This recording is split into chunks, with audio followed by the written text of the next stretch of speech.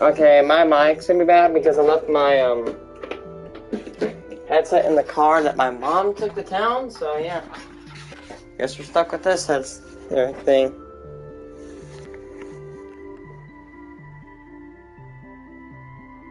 Minecraft mob vote is coming in. The Minecraft mob vote is a yearly event in which the community votes for a mob they'd like to be added in the next update. But what if I told you it was silently killing the game? Well, that's really surprising. My name is Lawrence. I'm someone who voted for the Blaze Boss, Glow Squids, Glare, and Sniffer.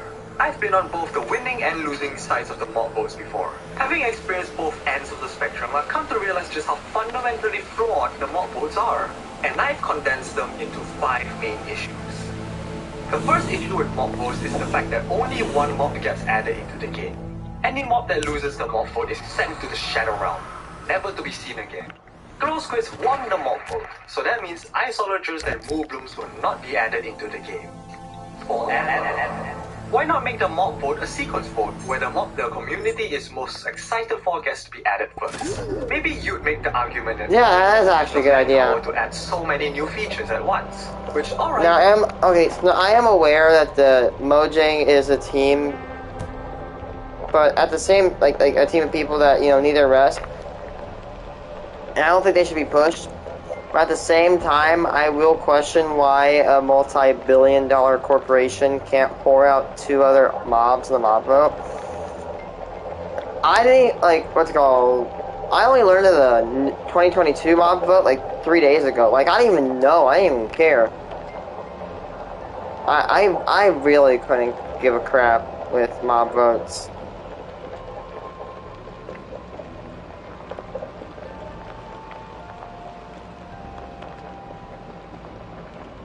I like how, the glow squid, the glow ink sacks. The glow ink sacks can't even be sold. And when you ink too many of your signs, it can actually lag your game to oblivion. Which really sucks, by the way. Give this small indie company the benefit of doubt. But then there's nothing stopping them from spacing out which update they're adding though. Even then, what's stopping them from having reruns of previous mobs? The Isologer lost to the glow squid by a very thin margin. It was 2% followed by a 5% difference. It's safe to say that people wanted both mobs to be added into the game. Mojang could have rerun the Isologer for a second time in the 2021 mob vote rather than flushing the idea of them down the toilet. Or at least re-explore the idea later down the line as a potential mob in a future update. Bottom line is, the mob votes have too much stakes to them, and a good percentage of the player base will always be left disappointed. I personally think this could potentially harm the game's lifetime. Mojang gets the player base excited for a mob to be added, and then everybody argues. The mobs never existed. They're left to rot and be lost to time. They can solve this by having reruns of the second most voted mob in the future mob vote. If people are still excited for the mob, they'll vote for it in the next mob vote. Simple as that. They have mentioned before that losing mobs are considered for the future. But until they show evidence of losing mobs being added, I wouldn't be too optimistic. Add some sort of compensation for the losing teams, Mojang. Make it not a complete loss or a complete win.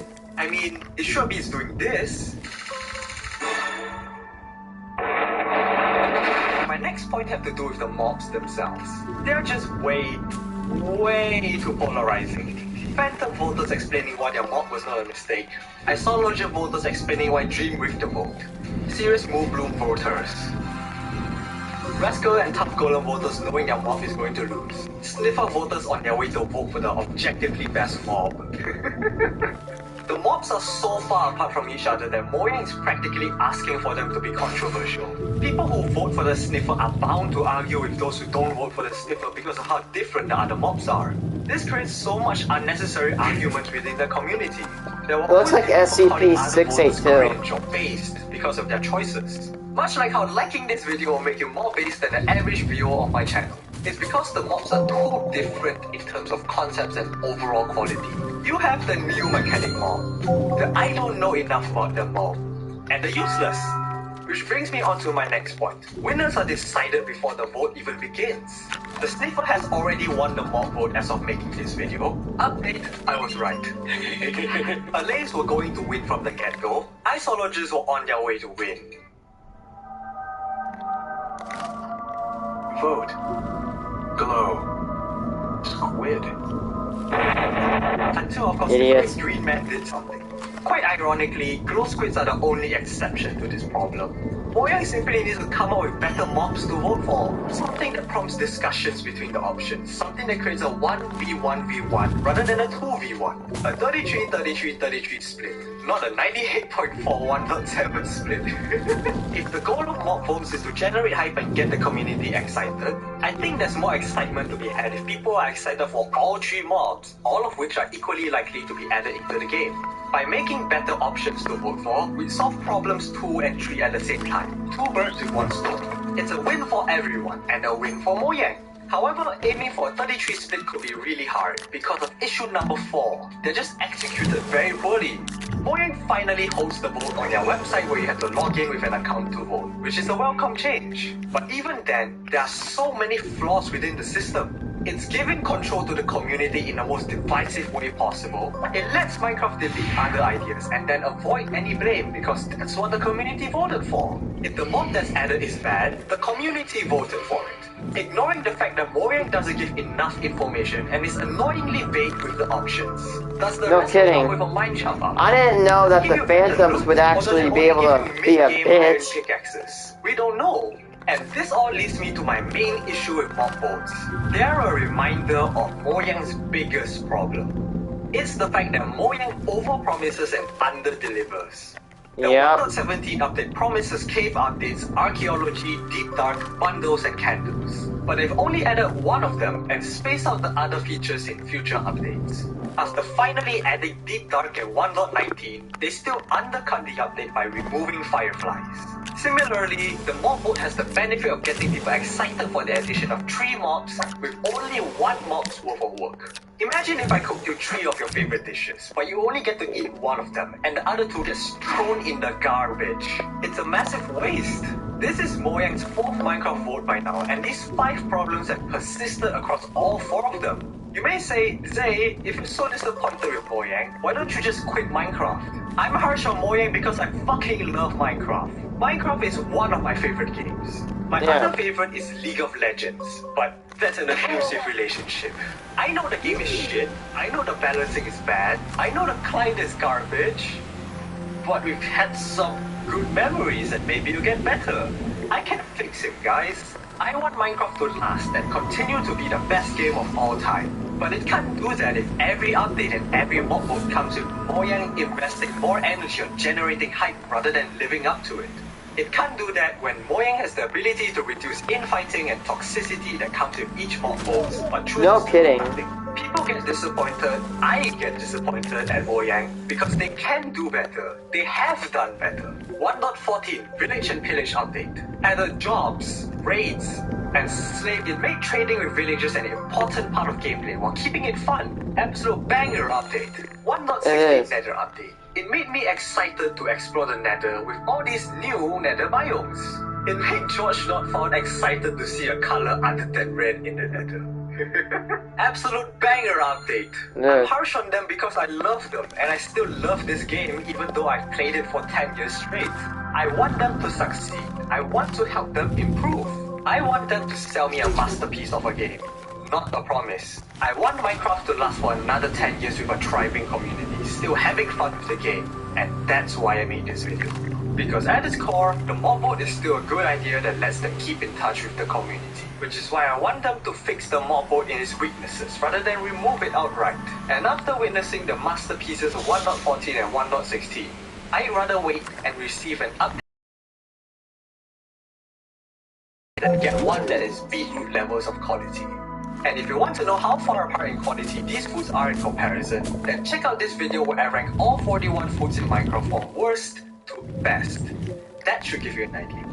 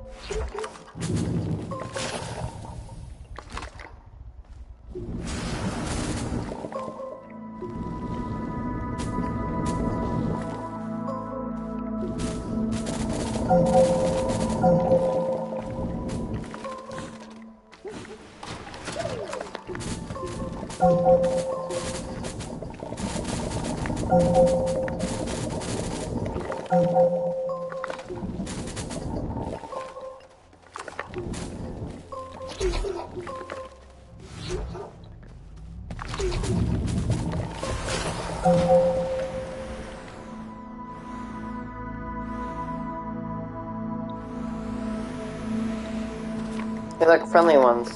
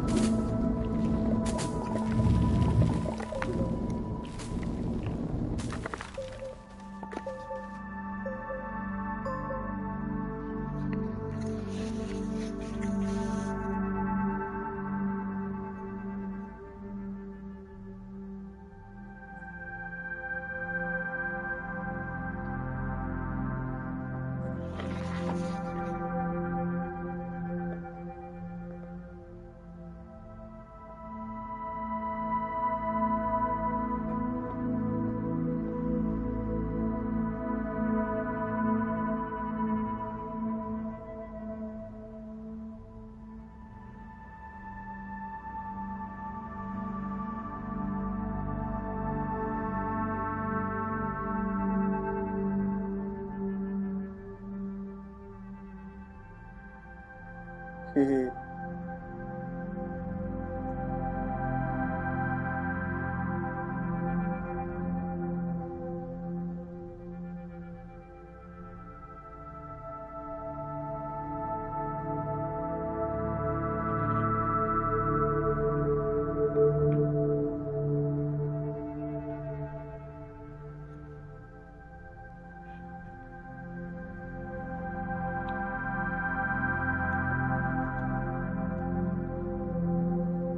I'm trying to find.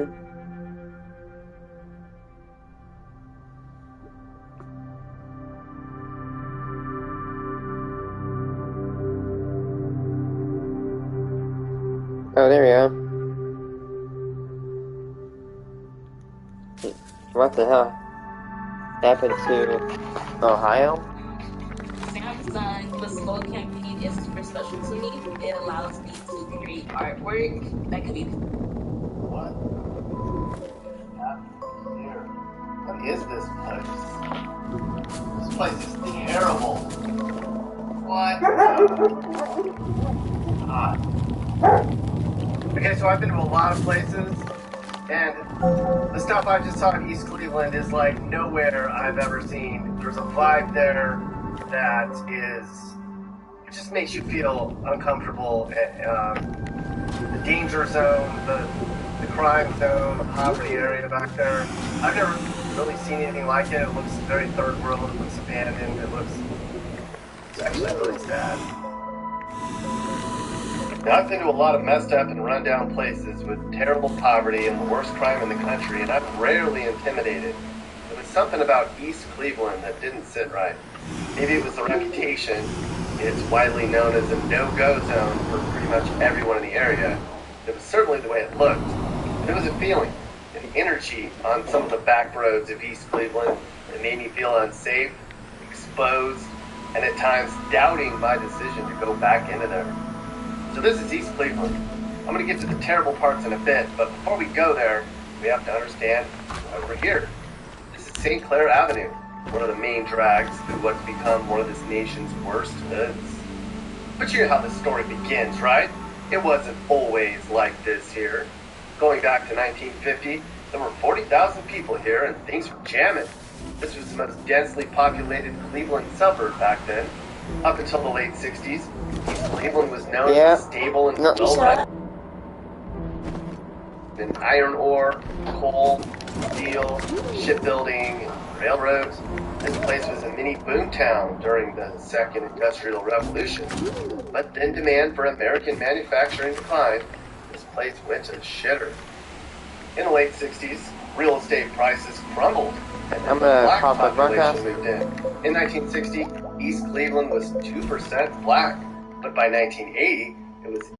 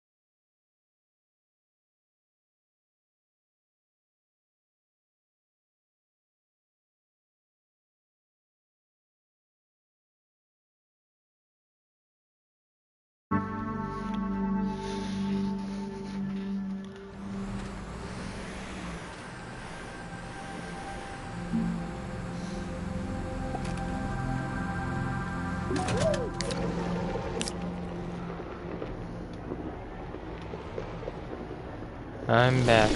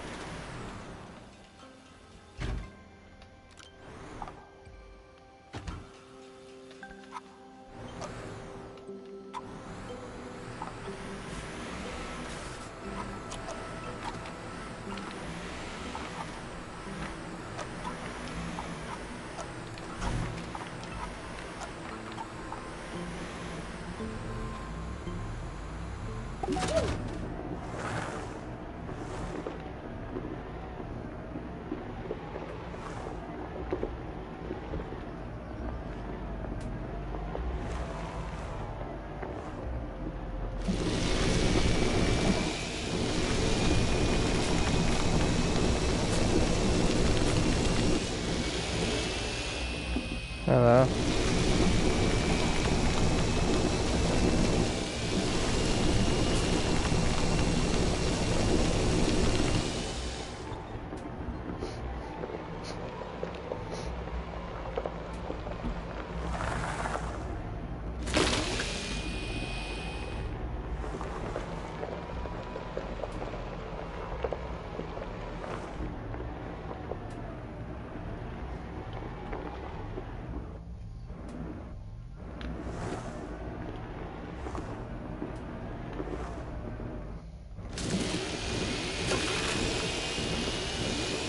I need to make another path.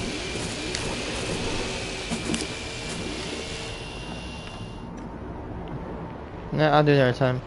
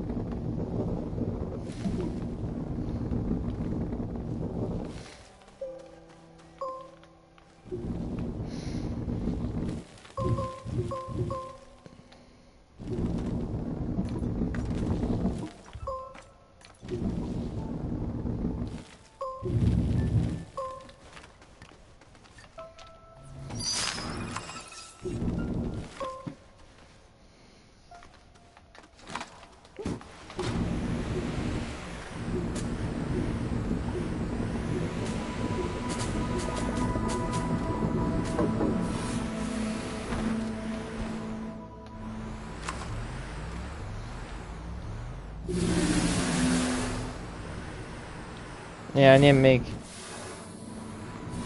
After this, I need to make 4 more of these.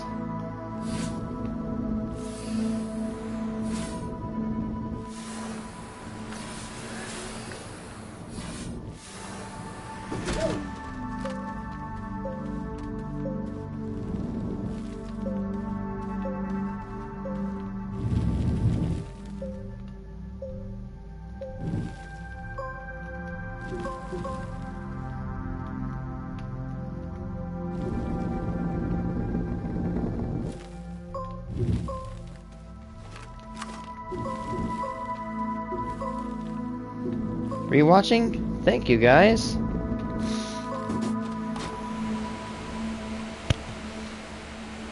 This is really nice. Oh.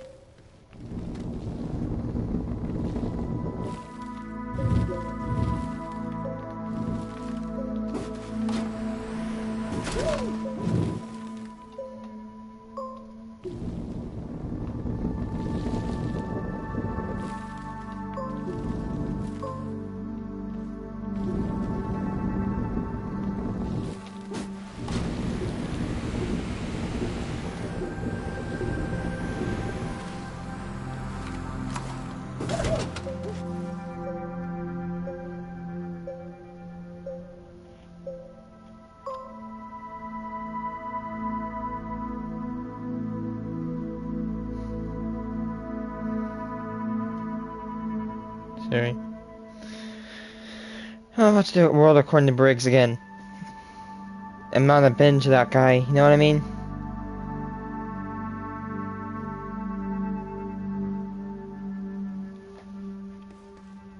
Hmm. 15 most US.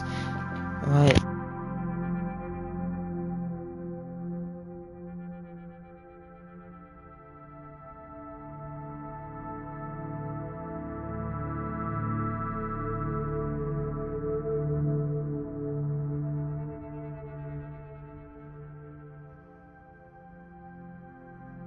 Wait, be cool. COVID-19. Some people get it, and some people Yes, I've gotten it twice. Developed a good immunity to it right now. Geography King. Yay. Let's be honest, the US is just empty in general. This time counting down the 15 emptiest parts of the U.S. The places in the country where you have large areas with few, if any, people and few, if any, roads. So we're talking about true middle of nowhere. As you may have guessed, all 15 of these are in the western half of the U.S. There really isn't much true middle of nowhere in the eastern U.S. Back east, you're never that terribly far from the nearest road or house or some sign of civilization. But I do want to quickly mention a couple of spots back east are in the middle of nowhere before I get to this countdown. Northwestern Maine is the most middle of nowhere you're going to find back east. There are very few people that live there and very few roads. Everglades National Park in South Florida is another spot where there are no people and no roads, just a bunch of swampy land. And northeastern Minnesota, just a lot of lakes, a lot of open areas, and really not many people and many roads. But those 3 spots are the closest thing you're going to get to true middle of nowhere in the eastern U.S.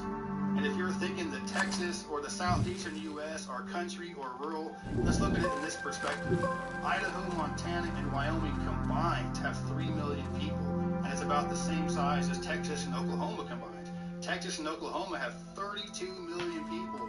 It's also the same size as Arkansas, Tennessee, Louisiana, Mississippi, Alabama, and Georgia combined, which have another population of 30 million. So you put that in perspective, there are so few people that live in the interior West. It's so much more remote, so much more empty and barren.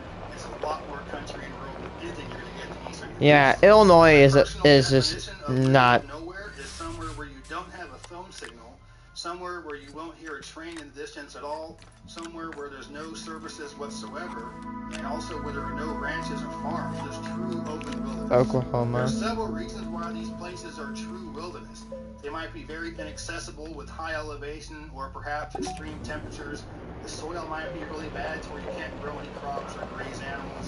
There might be no water at all for those few spots back east. Too much water. But enough of this intro stuff. Let's get to the countdown. At number 15 is northeastern California. In an area about the size of Rhode Island, there are only about 10,000 people.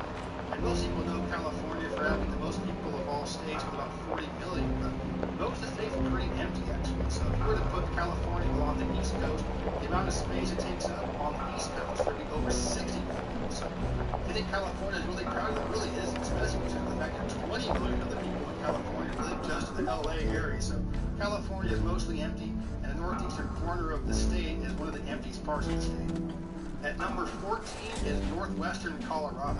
This isn't the part of the state most people think of when they think of Colorado. This is where you have the super high mountains with all the ski resorts. This isn't where you have all the 14,000 foot plus mountains. Just kind of high desert. Really, there are some beautiful mountains there, but this isn't a very well traveled part of the state. It's also a part of the state where many people live. At number 13 is north central Nebraska. Think of Nebraska. Yeah, I'm not surprised. These are the sand. Central Illinois. Fields there, no ranch, no farms. With it being sand, you can't really grow any crops or raise animals. There's virtually no water there at all, so it's just a bunch of empty landscape. The scenery isn't spectacular, right? It's very beautiful in a very subtle way. But yeah, north central Nebraska, really empty. At number 12 is southeastern Utah. And for me personally, this is the most beautiful scenery in the entire country. I love all the national parks and national monuments, the canyons, the sandstone formations. That's cool. And with all the parks there, you do have a lot of visitors during the high season, but there are very few people that live here. Even in the busy national parks, all you gotta do is hike a few miles here away from all people, away from all civilization. Southeastern Utah, really empty. At number 11 is north central Washington. And of all the places on this countdown, this is the only one that I haven't actually been to. So I'm looking at some of the scenery. It looks really gorgeous, and I'm just basing this on the size of the area and how few people live there. And I'm looking at some of the numbers. It's not very well traveled. It's pretty inaccessible. Not very many roads. Very few small towns. Accessibility can lead to abandonment. It's beautiful. It's also really empty. Kicking off the top 10 is the Mojave Desert. It's primarily in southeastern California, but there are portions of it in Nevada and Arizona as well. And even though there are two interstates that run right through it, it's still mostly empty. There are very few roads, most of which are dirt, and really no towns at all. There are a few spots where there's a cluster of houses you might want to call a community, but no real towns. You can drive for well over an hour in this area and not pass through anything that's been developed on TVs. It's just really open, barren desert, so if you want to get some true emptiness out in the big old desert, check out the Mojave. At number 9 is the Sonoran Desert of southwestern Arizona. And whereas the Mojave Desert is higher elevation than popular Joshua trees, and the Sonoran Desert is much lower elevation. Ah, Joshua trees. Trademark symbol of every desert. Sonoran Desert, and it's pretty open. A lot of it is actually Air Force bombing ranges. There's certain not going to visit that, but there are some desert national monuments you can visit, such as Sonoran Desert or Oregon Pipe Cactus. So these are some great spots to visit. If you want to see some true low elevation, open, barren desert. At number 8 is west central New Mexico. This is the part of the state that's south of I-40, west of I-25, and north of Silver City. This isn't a terribly inaccessible part of the country. The elevations aren't really high, the temperatures aren't really extreme. It's just there are very few people that live there and very few roads that go through the region. And what also makes it so remote is that there aren't many visitors there either. There are no national parks or national monuments. There are some wilderness areas and national forests, but those aren't big draws for tourists. So west central New Mexico is one of my favorite parts of the entire country, partly because it is so empty. At number 7 is simply Montana. It's hard to pick a part of the state that's really empty because the whole state's pretty empty. No kidding. It's a huge state with only 1 million people, the vast majority of which live along one of the interstates that goes through the state or near Glacier National Park. It isn't all mountains. You know, other folks think that Montana's going to be all Yeah, I was observing microwave towers. Most of the ones in that state, or big majority of them, are all destroyed. Not many people. Really beautiful. Really. At number 6 is Wyoming. It's not quite as large as Montana, but for an area the size size of New York and Pennsylvania combined, there's a total population of 600,000 in the entire state. It's the Wow. most populated state in the entire country. And just like Montana, the vast majority of the people that live there live along one of the interstates that goes through the state or in the northwestern corner near the national parks. And when you can drive for hours on the back roads through the state and really not go through anything but small little towns, there's really hardly a phone signal through most of the state. It's really remote, really barren, but Wyoming, beautiful state, but also really empty. All right, we're about to get real deep as we get to the top 5. At number 5 is southeastern Oregon. For an area about the size of New Hampshire, there's a grand total of about 20,000 people there. It's just mostly wide open and very remote. And it's not the most spectacular scenery in the world. It's mostly high desert, which is very pretty, but it isn't the high elevations that keep this area from being so empty. It's the fact that you don't really go through it to get from point A to point B, and without there being spectacular scenery, there's not really a lot of people visiting there, so you don't have a lot of people going through it. You don't really have any small towns. It's just purely remote, really wide open. Southeastern Oregon, the 5th emptiest part of the country. At number 4 is northwestern and west central Utah. This is just some almost like barren wasteland. It's just west and southwest of the Great Salt Lake. We're talking the Great Salt Lake Desert here, just flat, open, barren, nothing. Just an area about the size of New Hampshire. You have about 10,000 people that live there, so extremely remote, very few people. This is an area that's not even indigenous for its population because the land is so bad. There's no water there at all. The ground is just so salty, so you can't grow anything or graze anything there. So it's just empty wasteland, basically. I think it's pretty beautiful myself. But again, northwestern, west central Utah is extremely barren and really empty. At number 3 is central Nevada, and this is a huge area with very No kidding. There's barely any towers through that area. The entire state has 2.8 million people. There are 2 million in the Las Vegas area, 600,000 in the Reno Lake Tahoe area, and 100,000 living along I-80. So when you add all that up, that means there's only 100,000 people in the entire rest of the state, an area about the size of either Maine or South Carolina. Think about that. If you live in South Carolina, the entire state, only 100,000 people. That's how few people live in central Nevada. It's just super empty. And the fact that it is so empty is why you have some pretty sketchy things going on out there. This is where Area 51 is. And I'm not a big conspiracy theorist, but there is always some pretty sketchy stuff going on in Area 51, and it's in central Nevada for a reason. You also have Nevada is also... waste dump sites out there. So central Nevada is really empty, really barren, but it's also really beautiful. It also is home to an old nuclear bomb test range. I think it's called Trinity. But there are a few people in central Nevada. There are nobody in central Idaho. So coming from the Bitterroot Wilderness down to the River of No Return Wilderness into the Salmon River area, there are no people, no small towns, no roads, just completely inaccessible.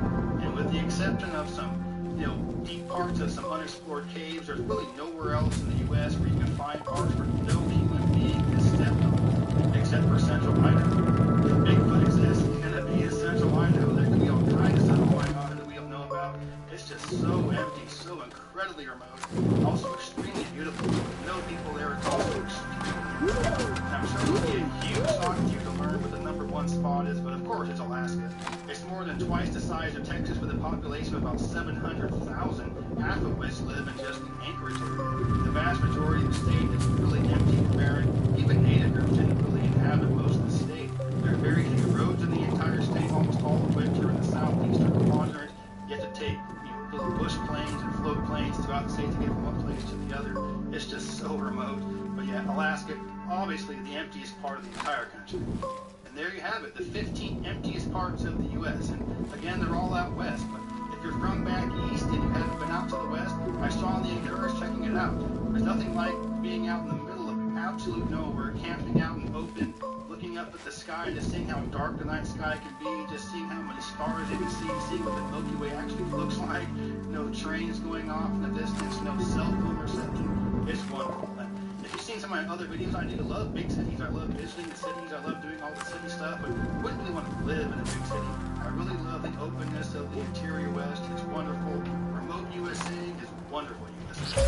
I hope you enjoyed this video. If you did, please give me a thumbs up and let me know you agree. If you're interested in stuff about road tripping, Oh my god. Stuff that I'm posting, but yeah, thanks for watching. Geography King signing out and about to go begin my search for Bigfoot.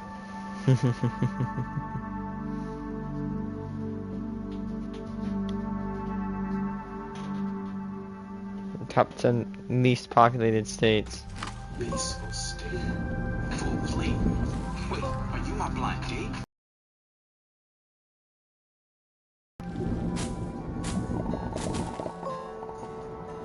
What is going on, everyone? Welcome back to the world according to Briggs. Today we're going to take a look at the state with the least population density. One thing people and businesses look for when relocating is population density. They want to know how crowded the town, city, or state's going to be before they start calling real estate agents. And holy now, they want to know if they can get a lane on a Thursday night, you know? That's important to Americans. So population and population density are very different. They measure population density by taking the number of people residing in a location and the number of square miles that location is, and average it out to how many people live per square mile on average. The global population density, not including bodies of water or my cousin's ex-wife, is 120 people per square mile. In the United States, some states exceed that number and others fall well below that number. This list takes a look at the states with the lowest population density. Basically, what states are a little sparse when it comes to intelligent life. So let's take a look and see what number 10 is. Number 10. Kansas. The Jayhawk state is overflowing with open fields and a lot of opportunities to keep to yourself. If you're a loner, head to Kansas. Kansas has 35.6 people per square mile. Now, to give you an idea how uncrowded that is, New York City has around 24,000 per square mile. 24,000 versus 35.6. I know it's city versus state, but just giving you an idea that, you know, people are living perfectly fine in very, very crowded locations. Number 9. Nevada. The Silver State doesn't have many people outside the cities. Most of the state is covered by the Mojave Desert, which isn't appealing to too many people. Maybe hermits, people avoiding lawyers, people avoiding ex-wives, and mafia hitmen. That's about it. Mafia hitmen don't stay there. They just use the desert to get rid of problems there. Now, in the comment section, you will see a bunch of people saying they still bury things in the desert. And if I wouldn't have used the phrase used to, I would have another set of people climbing all of my butt saying that they stopped doing that in the 70s and, you know, giving out bad information. And what's the other thing they like to say? Oh, I've lost credibility in their eyes. Okay, so here's the thing. When you tell someone that makes you look like a D-bag. What makes you think how someone's credibility stands in your eyes? Are you that important? Don't even say that again. Nevada has 26.3 people per square mile. Nevada has far too much open space, and that's probably why the federal government owns 80% of it. About 1,350 square miles of which is designated nuclear testing grounds. Yeah. You don't go there to get a tumor. Number 8, Nebraska. The Cornhusker State looks a lot like a place that hasn't really caught on yet. Sort of like a bar with a bad bartender and a poor DJ. The thing is, this place probably never will catch on, at least not in our lifetimes. Nebraska is mostly farms, and as automation continues to grow, the need for farmers declines. Rural parts of the state will continue to have fewer and fewer people over the coming decades, and really, their cities aren't growing too fast either. It's normally teenagers moving in from the rural portion of Nebraska to Omaha or Lincoln, looking for a more exciting life, and then when they get to those two cities, they realize they're almost as dull as the farm and move to places like Chicago or Denver. Nebraska has 24.7 people per square mile. I've been on buses with more people per square mile. Omaha is the most heavily populated area. The metro area has about 700,000 people. Number 7, Idaho. Idaho may not be showing up on a list like this the next decade or so. Gaining people. Yeah. Very popular destination. Not gonna lie, I think Idaho is larger than Illinois, right? And there's not many sites in Idaho. That's their business. We are all Americans, meaning we are all in this together. Maybe not my cousin's ex-wife. She's on her own, especially in the event of the zombie apocalypse. She is on her own. The reason I do bring up Republican-leaning people moving to Idaho, the comment section, it'll be filled with people like Charles, that goes by Chuck, who emails me every month or so with stats about how great Idaho is. Chuck and the people in the comment section will be saying things like Californians are going to ruin Idaho, they're California, and all that other stuff, and California's been ruined by all their liberal stuff, and you're going to bring it up here to Idaho, you're going to see a gambit of all that stuff. I'm here to tell you 90% of the Californians moving to Idaho are tired of California nonsense. They want to go there to be more like you. They're already Republican-leaning, 90% of them. Keep that in mind. The population density in Idaho is 20 people per square mile. The place was thick with Native Americans before it was colonized. Idaho became an attractive place for European settlers in the early 1800s, and the gold rush kind of brought a bunch of people in there too. Yeah, obviously it's slowed down, but like I said, it's picked up recently in the last decade or so. Number 6, New Mexico. New Mexico is in bad shape. As of 2005 or so, they became the new Mississippi. Yeah, they are the education, the infrastructure. The surrounding states. They have a poverty issue that's one of the worst in the country. Drugs and crimes are the top 5 worst. Unemployment is always bad. And the Albuquerque mayor's office hung up on me 4 times as soon as they heard me say world according to Briggs. That's not even a joke. I honestly believe I heard one of them drop an F-bomb on me. I could be wrong. Kind of muttered it. Anyway, New Mexico has a population density of 17.2 people per square mile. Only 51.4% of the people living in the state right now were born in the state. The rest are immigrants from other states, territories, and countries. Number 5, South Dakota. Humans have lived in what is today South Dakota for several thousand years. The first inhabitants were Paleo-Indian hunter-gatherers that disappeared And now the new around 5000 BC. inhabitants are white European settlers that destroy everything in their path. Yay! Poof, you're gone. In 1803, the United States purchased the Louisiana Territory and an area that includes most of South Dakota today from Napoleon Bonaparte. Soon after that, President Thomas Jefferson organized the Lewis and Clark expedition to explore the region. They did, and then they kept going until they ran out of land near Astoria, Oregon. South Dakota is similar to North Dakota in population density, just slightly more people per square mile. They have 11.3 people for every square mile. The majority of the population is found east of the Missouri River, where the economy is based on crops and cultivation. And Deadwood's pretty cool, but that's not keeping people there. Number 4, North Dakota. Just like South Dakota, you have North Dakota, just a little bit colder and a little bit flatter. The Rough Rider State is right at the top of the country with 3 other entries on this list. But nobody wants to go to this part of the country. The nickname for this state is the Rough Rider State, but I like the nickname I gave it. Hashtag nothing to see here, folks. North Dakota is the 4th least. Hey, that's Illinois' name. How dare you say that? Prior to the arrival of European settlers, this land was largely inhabited by Native Americans who hunted buffalo. It was the railroad that blew it for them. The construction of the railroad brought settlers to North Dakota, and I promise you, a lot of American Indians, every time they saw a train, were after the train, ruining everything. The majority of the state is covered in wheat farms that are protected by anti-corporate laws that prohibit banks from owning the title to farmland. That makes North Dakota one of the smartest states in the Union. That right there is genius. You go back and study the Great Depression and everything like that, and several other different periods and parts of the country. Banks just wrecked farmlands and communities, and just, it was bad. Anyway, that's the smartest thing I've ever read while doing these lists. Number 3, Montana. Montana carries a couple nicknames. The most common that everyone knows is the Big Sky Country, and then you have another one equally as exciting, the Treasure State. They got this one because a bunch of people got rich and mining. Various indigenous people lived in the territory of Montana for thousands of years. Historic tribes encountered by Europeans and settlers from the United States included the Crow in the south central area, the Cheyenne in the very southeast, and the Blackfeet in the central and north central areas. There's a handful of other tribes, but they're far too hard for me to pronounce this early in the morning. Montana, like other states in this section of the United States, are sparsely populated. There's a couple reasons for this. They have great summers, but painful winters. Really, there aren't too many people willing to subject themselves to the type of winters Montana has. Actually, all the states up in this area. Montana doesn't have a lot of people. Population density is 7.1 people per square mile. Historically, Montana was settled by homesteaders on large tracts of land that were divided up amongst families.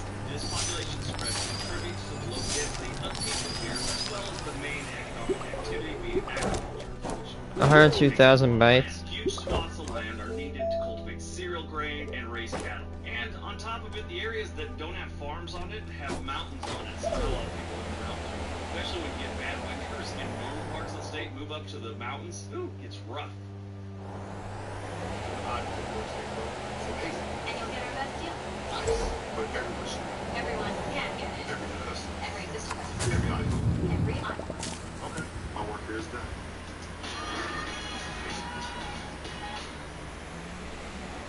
Today is a great day to show up for yourself. Let's ride! Why is that? There's probably the main experience. We found out taking a look. Now we see there are finding ways.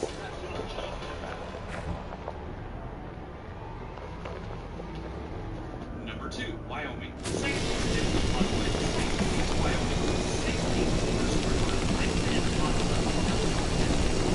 This state is a large state with a small population, and the the most important economic activities here are cattle ranching, which takes up large portions of the land, coal mining, and of course tourism. A large portion of the land is estimated as national land on the northwest part of the state is covered with Yellowstone National Park, which turns out to be a giant super volcano that can blow up at any time, vaporizing anyone in the vicinity. I tell you, if you buy land here, make sure you have good homeowners insurance, but really, it's when this thing goes, it's going to be so bad that's not going to matter. In this case, I would suggest do a little extra praying to whoever you pray to. Maybe they can hook you up with a fast pass for wherever you're going. On the day Yellowstone goes, there's going to be lines. And number 1, Alaska. Alaska has the lowest population density Not surprised. in the U.S. They have 1 person per square mile. Compare that to the 71.2 for the rest of the country. It's a bit low. There's actually more caribou than people in Alaska. There's also 5 times more people than there are teeth, so that's something. During the gold rush of the 1890s, thousands of immigrants went to Alaska hoping to strike it rich, which, as you can imagine, increased the number of people living in the state. Funny how the prospect of getting rich starts a caravan in the middle of nowhere. Half the current population living in Alaska lives in the Asian area. Alaska is by far the least densely populated state in the U.S. Alright, so that is my list. I hope you guys enjoyed it. I hope there was some information out of it. Especially, this video is for people that are really looking for a place to kind of get away from people. If you're like, I don't know, independently wealthy, maybe retired, military, whatever, and you're looking to live cheap and get away from people, just about everything on this list is an option for you. So keep that in mind. Anyway, Top 10 states Americans are leaving. Let's see. what is going on, everyone? Welcome back to the World According to Briggs. Let's take a look at states that have a shrinking population and find out why that may be good for you. We did this list back in April with the 2019 numbers. Since then, some things have changed. Number 1, I quit splitting my videos into 2 parts. Really seemed like a good idea at the time. I don't know, people hated it. This list is on what states have been losing population here in 2020 and will continue in 2021. Some of the states that were on the last one are on this one with similar stats and reasons why residents are leaving. But a lot has changed during the pandemic, and some new states have started dumping population, and some states just swap places on this list. These stats came from the U.S. Census. The numbers in this video aren't my opinion. They're published stats by a government agency that employs experts at collecting data. So stop typing. Nobody moving off your block this year isn't proof that these stats are wrong. Make sure you stay till the end, and let me know in the comments section if you were surprised by the amount leaving number 1. Alright, let's see what we found. Number 10, Rhode Island. The ocean state doesn't have a lot of residents to start off with because it isn't that big. You can only fit so many people in a state the size of a Texas ranch. Out of the people who were putting Little Rhodey in their rearview mirror, the primary reason they listed for over half of them were jobs. They just couldn't get good jobs in Rhode Island, or jobs they wanted, or jobs that paid enough.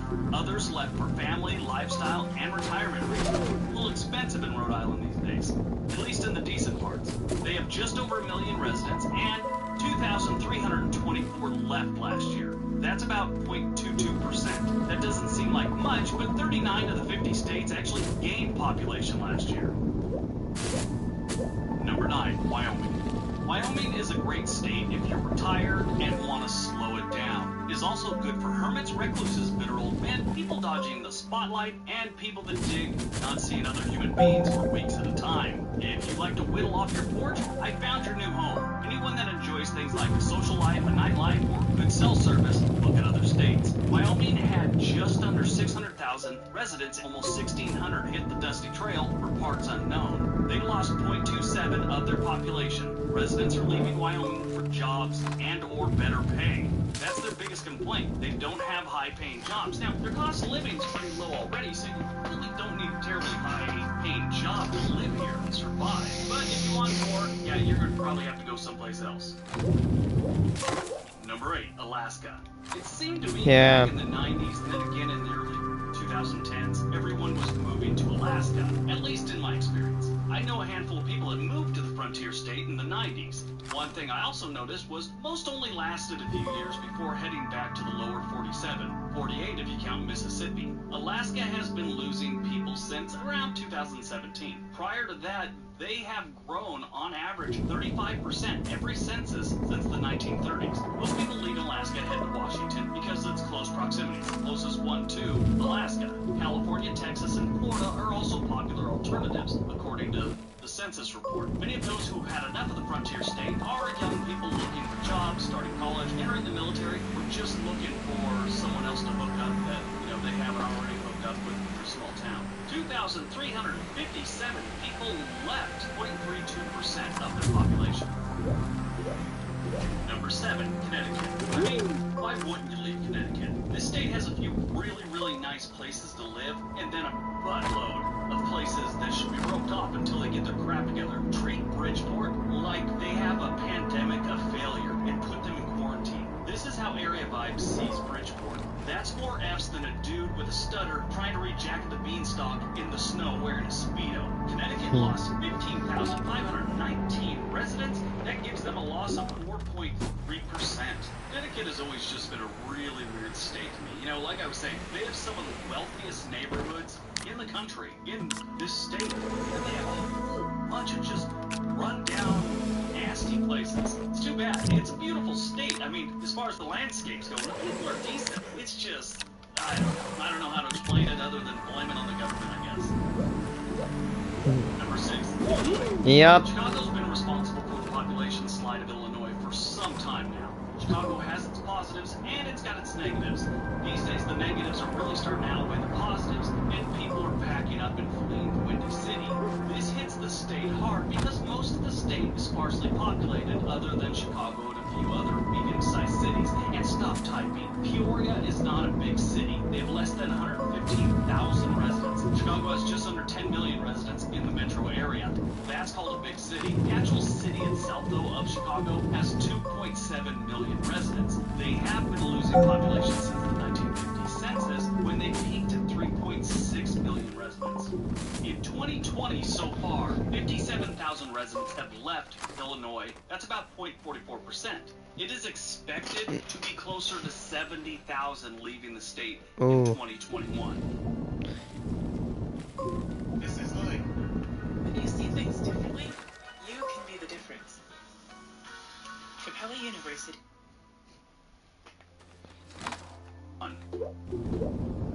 Number 5, Hawaii.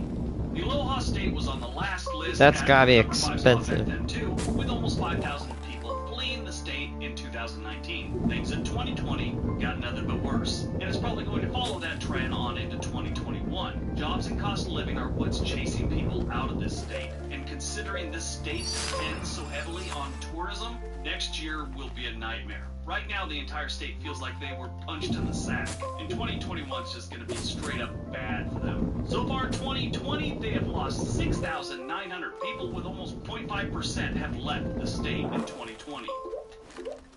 Number 4, Louisiana. The Pelican State is back, moving up on the list from the number 6 spot in 2019 to the number 4 spot here in 2020. Louisiana is a big problem. Young people are fleeing the state. So many young people are leaving Louisiana, you would think that's what the state's plan is. Like a bunch of old politicians got together and said, I'm sick of these kids and their cell phones and internet stuff. They're meeting each other on these dating apps instead of the library like I met my wife back in 1941. Almost 65% of the residents leaving Louisiana are under the age of 30, and the small number that's actually moving into the state are of the retirement variety. Almost 25,000 Louisiana residents left Louisiana last year, meaning they lost 0.52% of their population.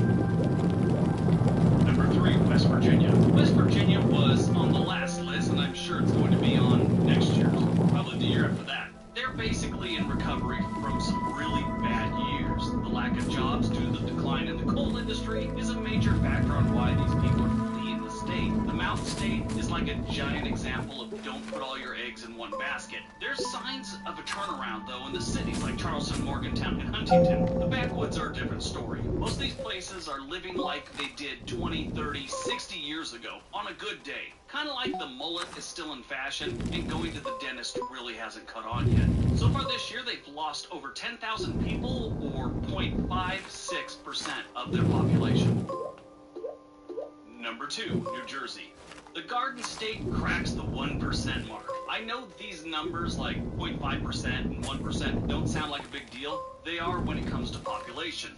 There are fears in the coming years that the last 2 on this list could possibly lose representation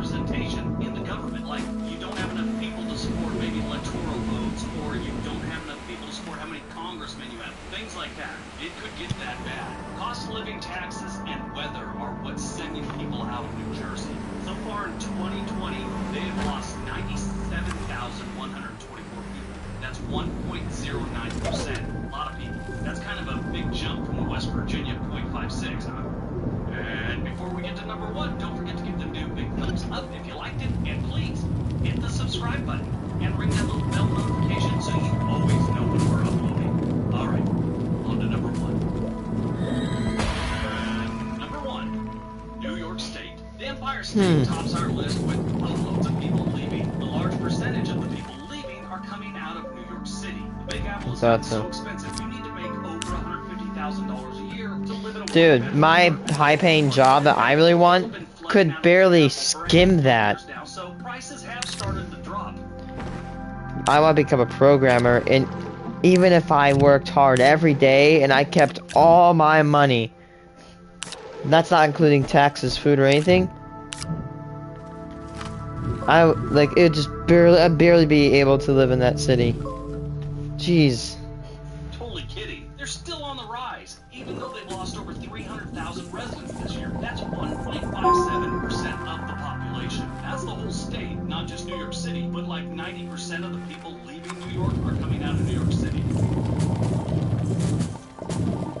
Alright, that is our list today. Hope you guys enjoyed it. Hope you got some information out of it. Sort of like a rehash of what was going on in the last one, but we put it together and gave you update stats. Hope you guys enjoyed it. Don't forget all the links below. Give the video a big thumbs up. Subscribe if you haven't. Ring that little bell so you know. Everybody have a great day. Be nice to each other.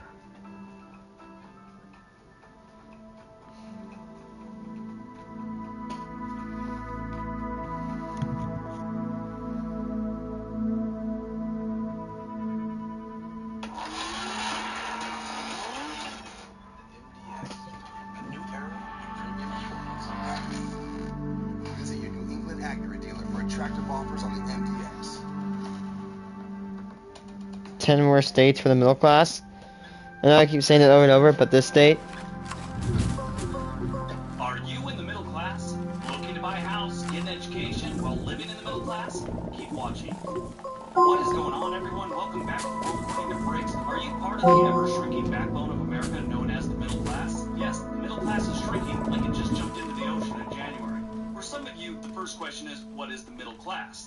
Pew Research defines the middle class as people earning between 2/3 and double the median household income in the nation. This means that the category of middle class income is made up of people making somewhere between $41,000 and $123,000 as of 2019. So, do you fall into the middle class? Yep, In I the do. 1970s, 61% of the United States adults were living in the middle class. As of 2019, it's down to 50% of us. That's why I say, yes, the middle class has shrinkage, like it just jumped into the ocean in January.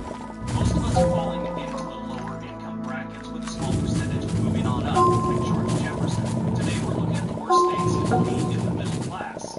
And why? Let's take a look. Number 10, Colorado. To start off our warning video for the middle class, we have the Centennial State of Colorado. In case you wondered why it's called the Centennial State, Colorado became a state 100 years after we became a nation. Colorado has been 1876? off and on since the 1970s, all thanks to freaking John Denver. That man ignited interest in this state in the early 70s. There are other reasons, but when they surveyed baby boomers that lived in Colorado, a lot of them brought that up, quite often actually. They said it got their interest peaked and they ended up moving there and never left. It's bad enough when income averages are stagnant, but when they actually trend downwards, you got some problems. 5-year change in middle class income households is minus 4.06%. So they're not making as much as they used to 5 years ago while things have gone up. Tuition in the colleges has gone up 22% in the last 5 years. That's for in-state tuition. Median home value has gone up 51.67%. And if you want to slap down 20% for a mortgage, you're looking at $85,000 in Colorado right now. All the while your incomes are shrinking. Number 9, New York. The Empire State comes in at number 9, and I'm sure most of you thought it was going to be one of the worst 5. I did. New York has seen one of the highest outward migrations in the nation the last few years, and it shows no signs of slowing down. I think the post-pandemic days will only speed this process process up. The middle class is obviously the largest group leaving, and when you got stats like they have, it's not hard to see why. The 5-year change in middle class income has gone down 5.54%. Median home list price is $400,000. Actually, it's $399,900. So $100 shy. That means if you want to have a 20% down payment for a house, you're looking at right around $80,000. Property tax here is killing people 1.68%. Monthly mortgage payment in New York, now this isn't just the cities, the whole state, is over $2,000. Yeah, there's a lot of reasons people are leaving New York. Wages and cost are two of the biggest ones. Number 8, Connecticut. I like Connecticut. I never hear many good things about the state, but I still like it. The people I know from New Haven and Bridgeport are really good people. Apparently, Hartford blows. And most of the other major cities, if you can call them major cities, they're kind of small cities, in this state have really bad stats. The Nutmeg State is kind of weird. It has a lot of rundown cities and towns that cost a lot to live in. I've said this before about the state, but it's very fitting. It's almost like they're telling the residents, we know this place sucks, but we're going to charge you like it doesn't. The 5-year change in the middle class income has dropped 6.1%. The median home list price is $325,000. That means if you plop down your 20%, you're going to need almost $65,000. Property tax here is kind of where I told you we're going to charge you like it doesn't suck. It's 2.07%. Number 7, California. Again, I thought for sure we'd see the Golden State later on this list, but here it is. California has so many things going for it, people are still flooding in. The downside is they have so many bad things going on. And it's expensive as hell to live in California. The middle class is being eliminated in California. The state has more people moving in each year than moving out, so it's still growing. Here's the rub. Most of the people moving in are upper middle class and upper class folks. Those leaving are the middle class and poor. The 5-year change in middle income has dropped 6.4%. 5-year change in tuition, it's up almost 9%. Yeah, things are getting expensive while the middle class wages are dropping. You want to buy a house, the median home list price is about $550,000. That means you need about $110,000 for your 20% down payment for your mortgage. It's brutal in California. Not as bad as some of the others on this list, but it's got a lot of other issues beyond money. Number 6, Rhode Island. Rhode Island is the smallest state, and most people not from that part of the country often forget it's there. The most common response when someone just got done reciting all 49 states, they say, oh yeah, and Rhode Island. It isn't good to be in the middle class in the Ocean State. The 5-year change in middle class income has fallen 6.7%. Now, your in-state tuition in that same amount of time, 5 years, has risen almost 20%. That means on average you're paying just over $13,000 to go to school in the state as a resident. Thinking about buying a house, the median listing price is $324,000. That means you got to have about $64,000 as a down payment for that mortgage. It's rough and a little roady. So? The new iPhone 14 Pro. It's amazing. Yep, the camera's incredible. And you'll get our best deal. Nice. Number 5, Alaska. Alaska has always Because had it's a solid expensive, middle too. class. It has always been a place for people that love nature, like cold weather, want to And love avoid paying a lot of money for natural gas. States for the most part. The cost of living in Alaska is high because almost everything needs to be shipped there. I was in Soldotna last summer. The grocery stores there have 2030 prices right now in 2020. It's getting harder to be a middle-class person in Alaska. Middle class and below, I should say. The 5-year change in middle-class income has dropped 7.33%. Now, the house prices there aren't terribly expensive on average. The median listing price is only $288,000, but the 5-year change is up 20%. Your 20% mortgage down payment is going to be a little over $57,000. Number 4, Hawaii. Hawaii has always had a crazy high cost of living. Much like Alaska, everything's got to be shipped there. Everything but pineapple and macadamia nuts in Hawaii. You got other things, but those are my favorites. I just read that a Greek guy in Canada was the first one to put pineapple on pizza. You'd think the Hawaiians would have figured that one out a long time ago. They have a big meeting on the beach. How do we get the Howleys to eat more pineapple? One of them goes, we put it on pizza. That's all they eat there. And then they're, oh, that's disgusting. Who would never eat pizza with pineapple on it? Get out of here. That's gross. 5-year change in middle class income has dropped 7.8% in Hawaii. At the same time, the 5-year change in median home value is up 26%. You got to come up with $126,000 on average for your down payment for a house in Hawaii. It's expensive there. The monthly mortgage payment in Hawaii, this is the average. in Indiana, where the average mortgage is $400. Number 3, New Jersey. The Garden State is known for a lot of things. Beautiful land, turnpikes, Tony Soprano, and toxic waste dumps, affectionately referred to as Superfund sites. New Jersey has just under 9 million residents, and almost 5 million of them are considered middle class. Blue-collar, hardworking people that use the F word far too much and say things like, "Get out of my face, big boy, smack it." It is expensive to live in New Jersey. They are always in the top 10 most taxed states out of any list you can find. Always have the highest taxes. Not the highest, but they're always up there. In the last 5 years, the middle class income has dropped 8.57%. At the same time, tuitions at the local colleges have gone up almost 12%. Your in-state tuition is going to run you somewhere around $15,000 a year. Property tax in New Jersey is 2.44%. Number 2, Massachusetts. The baked bean state is expensive. Cape Cod and Boston help drive up the state's cost of living in a big way. People are still moving here, though. That's what's really neat. They have never had one decade where they actually lost people. Massachusetts has always been growing since the 1800 census. Most middle-class people are getting out of Boston these days. They're moving into towns and suburbs around the city and just trying to have a better life. It's just gotten far too expensive in Boston for most middle-class people.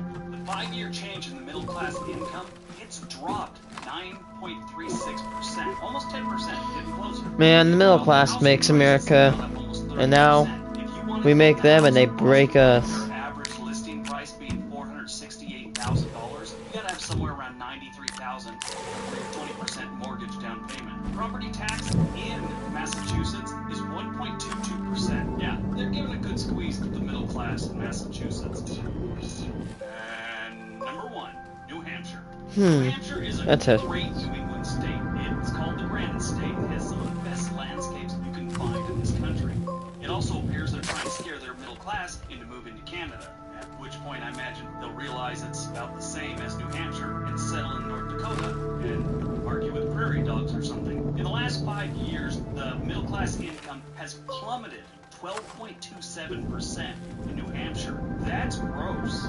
Property tax here is 2.2%, which again is pretty rough compared to everything else in the nation.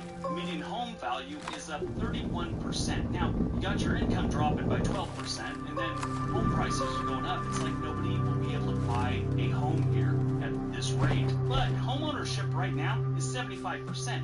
Considering most places on this list, it's hovering somewhere around 60%. So that's kind of strange. If you want to get a house in New Hampshire, your down payment for your mortgage is going to be somewhere around $60,000 because the median home listing price is about $305,000. All right, that's today.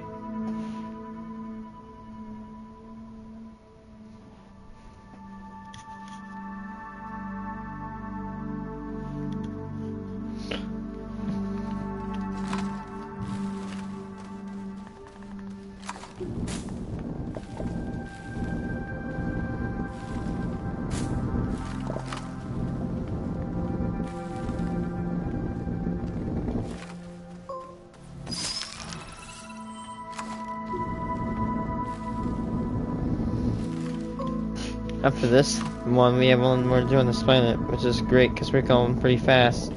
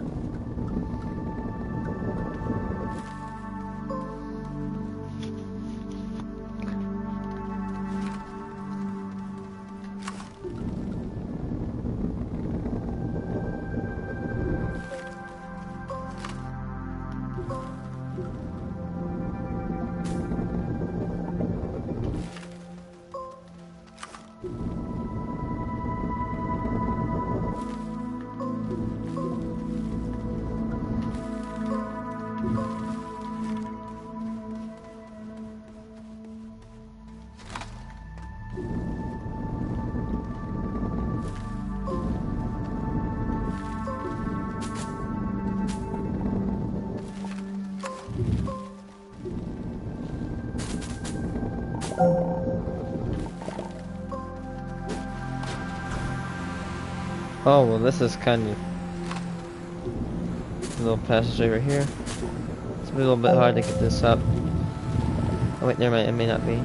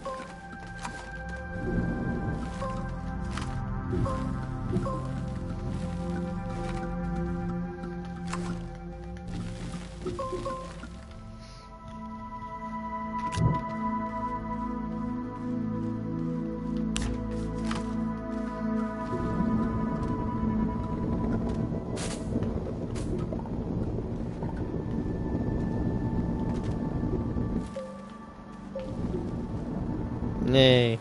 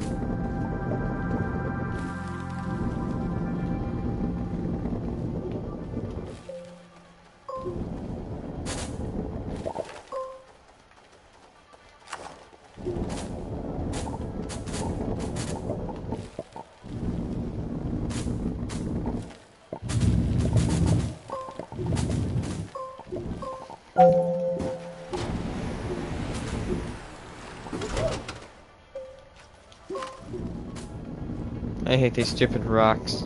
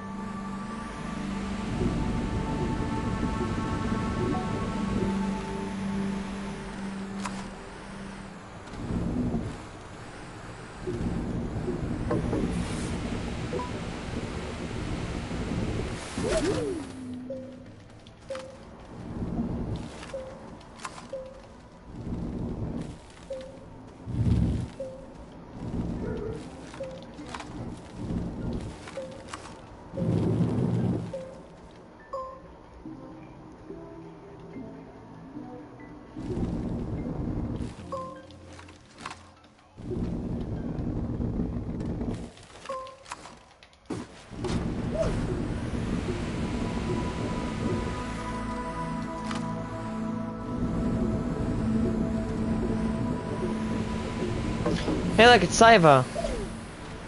It's my home. Hello, home.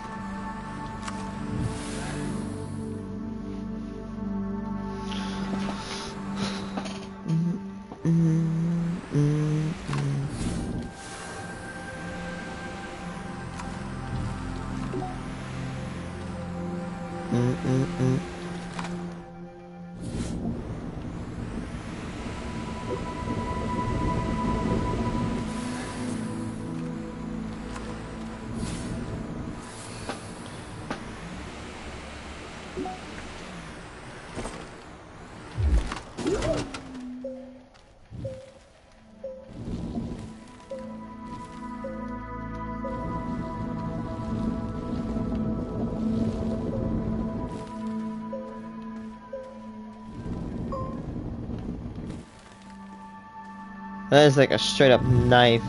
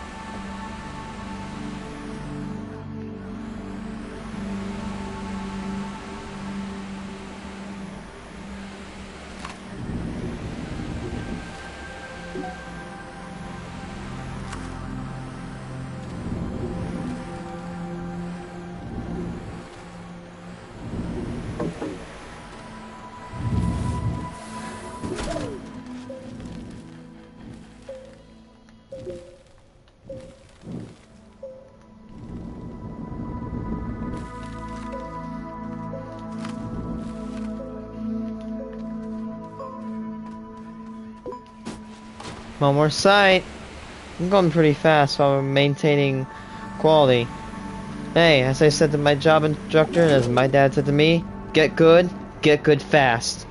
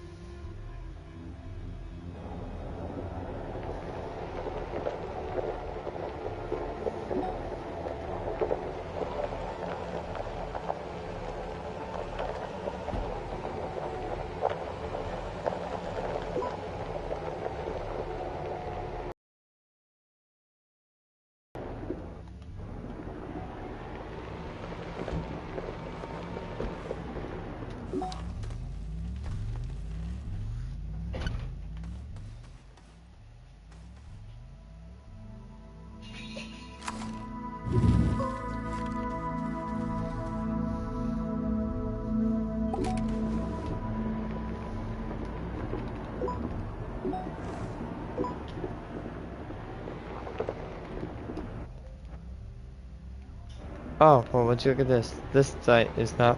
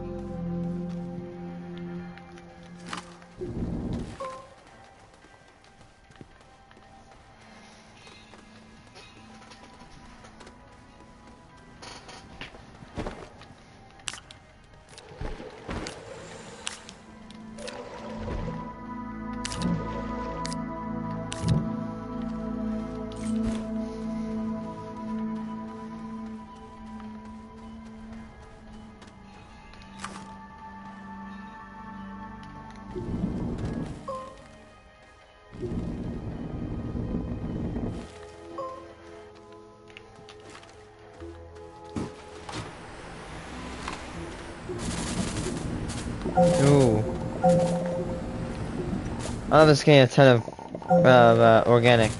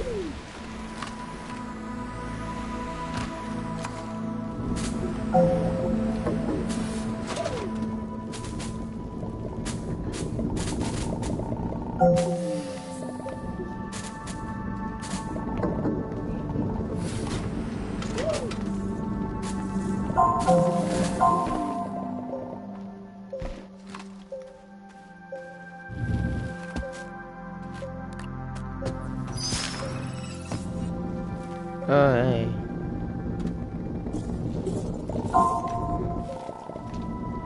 Can't freaking wait to get done with this.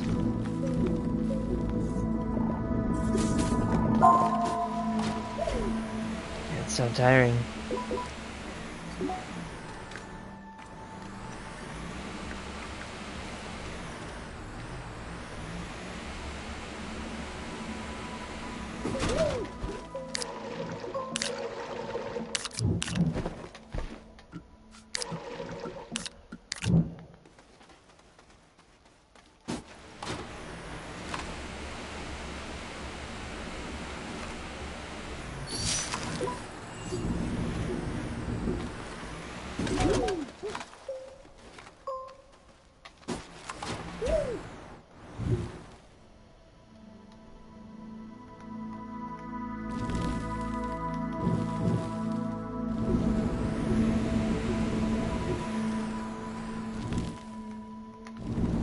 Ah.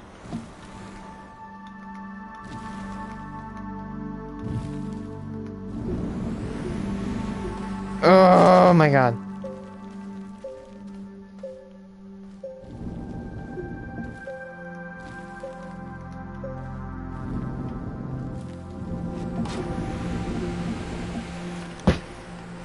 That's annoying.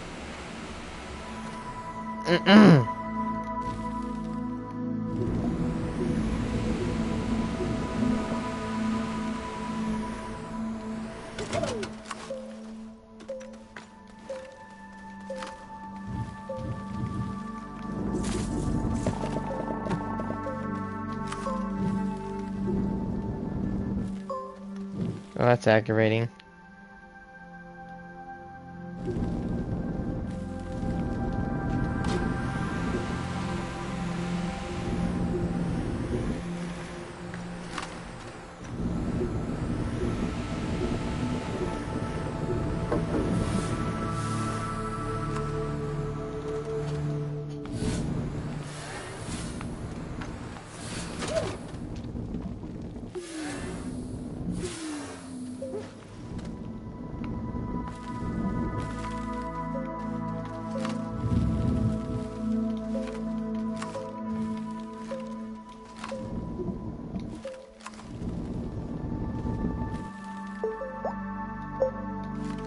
$31 mega. What is season?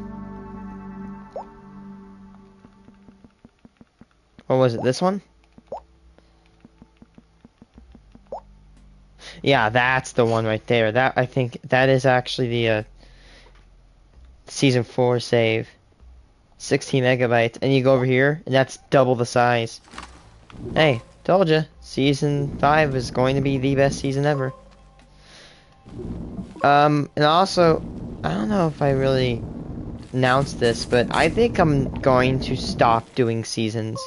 One, I want to start focusing progress, like maybe I'll do another Astroneer thing. Like, I'll probably do like playthroughs, but like let's say season 5 will probably be my main season. Will there be a season 6? Maybe, maybe. Like, what I'm thinking is that, like, I would do season 6 and I'd finish the game and I'd come back over here and do season 5. You know what I mean?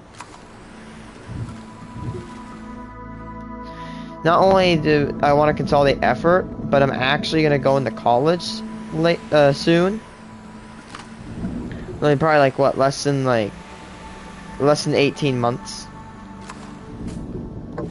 So I want to get. That's why I'm somewhat on a rush to get things done. My biggest goal as an Astroneer is to get all the highway systems done. We already have it done for one planet, and the moons are gonna be easy as hell. I don't know if I'll do Novus's one because Novus is gonna be unique, and I'm gonna make it to like a moon base, a really sophisticated moon base.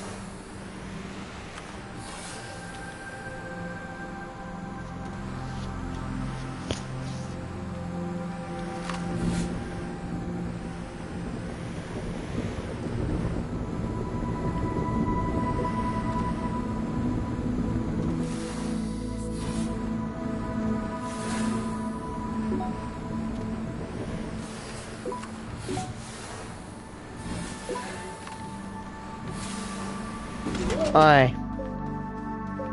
I'll take a break here. I don't know if I'll be back tonight, but still. I think if I had to play tomorrow, I'd try to maybe start paving on Glacial. Yeah, I'm out. Bye.